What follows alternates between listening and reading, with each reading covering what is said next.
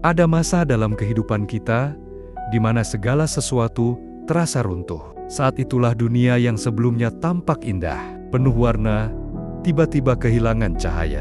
Kita berjalan di jalan yang sama, namun rasanya seakan asing. Langit yang biasanya biru terasa kelabu, dan langkah yang biasa ringan kini berubah menjadi beban berat. Kita bertanya pada diri sendiri, mengapa aku harus menjalani semua ini? Mengapa aku yang harus menanggung luka sedalam ini? Titik terendah dalam hidup seringkali datang tanpa permisi. Ia hadir tiba-tiba, menghantam tanpa belas kasih, dan meninggalkan kita dalam keadaan yang rapuh. Ada yang kehilangan orang yang paling dicintai. Ada yang dihantam kegagalan demi kegagalan.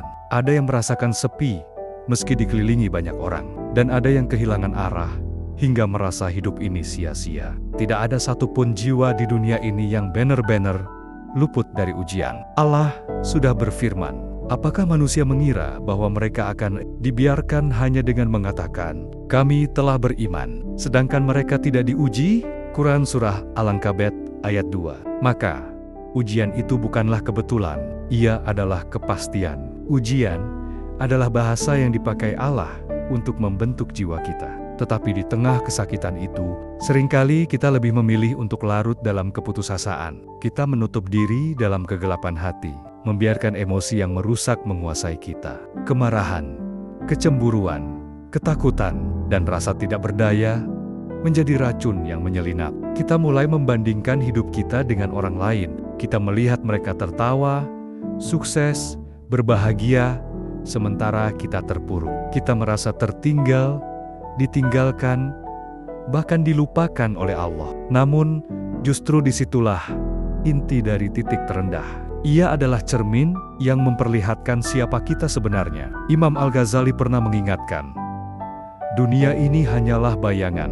Barang siapa mengejarnya, ia akan lelah. Barang siapa memalingkan diri darinya, ia akan menemukan hakikat cahaya. Luka yang kita rasakan sebenarnya bukan kehancuran, melainkan proses pembersihan. Ibnu Qayyim Al-Jauziyah berkata, Allah menurunkan musibah bukan untuk menghancurkanmu, melainkan untuk menggugurkan dosamu, mengikis kesombonganmu, dan membuatmu kembali mengenal kelemahanmu di hadapan Yang Maha Esa.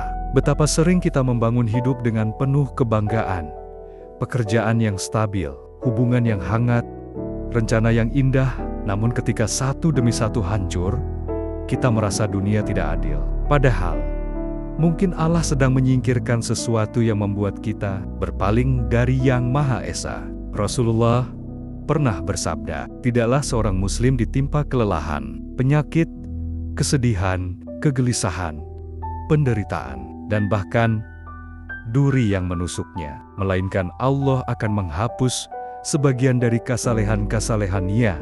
Karena itu, hadis riwayat Bukhari, dan maka setiap air mata yang jatuh, setiap sakit yang kita rasakan, bukanlah sia-sia. Ada yang sedang dibersihkan, ada beban yang sedang diangkat.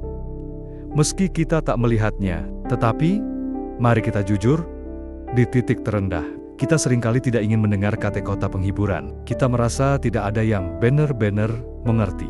Bahkan, doa pun terkadang terasa kosong. Lidah bergetar menyebut nama Allah, tapi hati seakan tidak ikut berbicara. Kita merasa terputus. Di saat seperti itu, kita harus belajar menatap luka dengan kesadaran. Jalaluddin Rumi pernah berkata, ketika kesedihan mengetuk pintumu, jangan usir ia, biarkan ia masuk.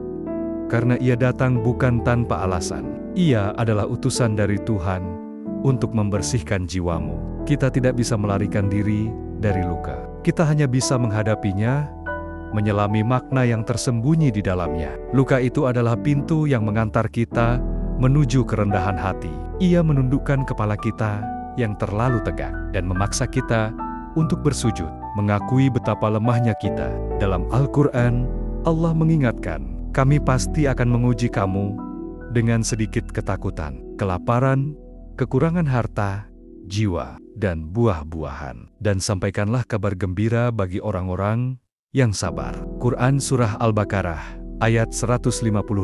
Perhatikan, Allah tidak mengatakan bahwa ujian itu akan ringan. Allah menyebutkan takut, lapar, kehilangan harta, kehilangan jiwa, dan kehilangan buah-buahan. Semua itu adalah hal-hal yang paling kita takuti dalam hidup. Namun, Allah juga memberikan janji, kabar gembira bagi orang-orang yang sabar. Sabar bukan berarti tidak merasa sakit. Sabar bukan berarti tersenyum di tengah luka. Sabar adalah kekuatan untuk tetap berjalan. Meski hati penuh luka, sabar adalah kemampuan untuk berkata, "Ya Allah, aku tidak mengerti mengapa Engkau memberi ujian ini, tapi aku percaya Engkau Maha Bijaksana." Dalam hadis Rasulullah bersabda, besarnya pahala sesuai dengan besarnya ujian. Dan sesungguhnya, apabila Allah mencintai suatu kaum, Dia menguji mereka. Barang siapa rida, maka Allah meridhoinya. Dan barang siapa marah, maka Allah murkai. Hadis riwayat Tirmizi. Perhatikan kalimat itu. Apabila Allah mencintai suatu kaum, Dia menguji mereka. Betapa sering kita berpikir bahwa ujian adalah tanda Allah meninggalkan kita. Padahal justru sebaliknya, ujian adalah tanda cinta yang Maha Esa. Seorang filsuf Islam, Ibnu Athaillah As-Sakandari, menulis dalam hikamnya, kadang-kadang Allah menenggelamkanmu dalam gelap, agar engkau sadar betapa berharganya cahaya. Itulah hakikat titik terendah. Ia adalah ruang gelap tempat kita disiapkan untuk mengenal cahaya. Bayangkan, sebuah biji untuk tumbuh menjadi pohon, ia harus terkubur dalam tanah. Ia harus hancur, kulitnya harus retak, dan ia harus berjuang menembus kegelapan tanah sebelum akhirnya muncul ke permukaan dan bertemu matahari. Tanpa proses itu, biji tidak akan pernah menjadi pohon. Demikianlah jiwa manusia. Ia harus hancur dulu agar bisa lahir kembali.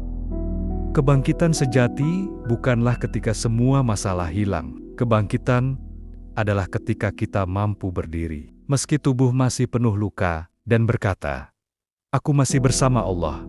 Itu sudah cukup. Kita tidak bisa mengontrol apa yang menimpa kita, tapi kita bisa memilih bagaimana kita meresponnya. Kita bisa tenggelam dalam putus asa, atau kita bisa menjadikan luka sebagai alasan untuk kembali kepada Allah. Allah berfirman, "Janganlah kamu berputus asa dari rahmat Allah.